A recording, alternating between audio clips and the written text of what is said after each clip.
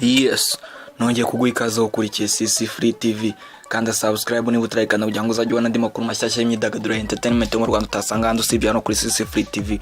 Wibuke no gukanda notification kugira ngo uzajye uhita uyabona akiri mashyashya tukiyashyiraho ako kanya. Kuri uyu munsi rero tugiye kuvuga ku mugabo ukina cinema na comedy hano mu Rwanda, ngo nta wundi n'umugabo witwa yamamaye ku izina rya Ndimbati. Ndimbati rero ni umugabo ukunzwe n'abatari bake hano mu gihugu cy'u Rwanda kubera impano afite itangaje yo gukina comedy ndetse na cinema hano mu gihugu cy'u Rwanda. Uyu ni umugabo wamenyekanye cyane muri filime cyangwa se comedy short film ica kuri YouTube, yo nta yindi ni filime yitwa Papa Sava. Ni filime yamenyekanyemo cyane mu ka episode yakinnye arya cyane ibiryo, avuga ko ibiryo byamunaniye kandi nyamara amaze amasahani 5 y'ibiryo. Ibyo ni ibintu rero, ni video yashimishije abantu benshi, ni naho uyu mugabo yaje kumenyekana cyane.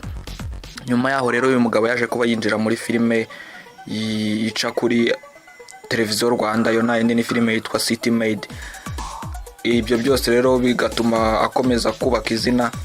Uyu mugabo rero Ndimbati, muri iyi video ugiye kubonamo imitungo y'amafaranga afite, amafaranga akesha uyu mwuga akora wo gukina cinema na comedy. Uyu mugabo rero Ndimbati ngira ngo mu minsi ishize ya postinze ifoto kuri Instagram ye, ngira ngo hari ku munsi wo kwibohora, yerekana uburyo kera yari umusirikare yarwaniye igihugu. Ibintu rero byaje kuba bitangaza abantu benshi, kuko abantu benshi ntago babikekaga bitewe n'ukuntu uyu mugabo ameze. Uyu mugabo rero mu kiganiro ajyanye na televiziyo yitwa Isimbi TV, ni televiziyo ikorera kuri YouTube, yavuze ko mu by'ukuri yahoze ari umusirikare. Avuga ko kuba atarabitangaje byari ubushake bwe. Ndimbati rero ni umugabo ufite ndetse n'umugore n'abana bakuru. Ndimbati rero ni umugabo ukuze cyane nubwo bitamugaragaraho. Ndimbati rero ni umugabo uvuka ahitwa Nyarusange, aho ni mu karere ka Muhanga mu majyepfo y'igihugu cy'u Rwanda. Uyu mugabo ni umugabo ufite imyaka irenga 40. Twihuse rero tudatinze, reka tutangire turebe imitungo y'uyu mugabo Mustafa, abenshi muzi nka Ndimbati.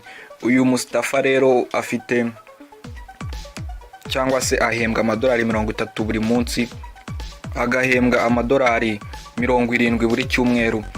Ku kwezi akinjiza amadolari cyangwa se agahembwa amadolari 200. Twihuse rero reka turebe inzu ye, imodoka ye. Uyu mugabo Mustafa rero afite kadasteri cyangwa se etage, kuko ni inzu igeretse, ni inzu ifite akayabo k'amafaranga miliyoni 190 z'amafaranga y'u Rwanda. Uyu mugabo akagira n'imodoka, ni imodoka yarava ifite agaciro ka miliyoni 9 z'amafaranga y'u Rwanda. Ngira ngo murabyibonere imitungo y'uyu mugabo Ndimbati, abenshi muzi nka Ndimbati ariko amazina ye nyakuri yitwa Mustafa.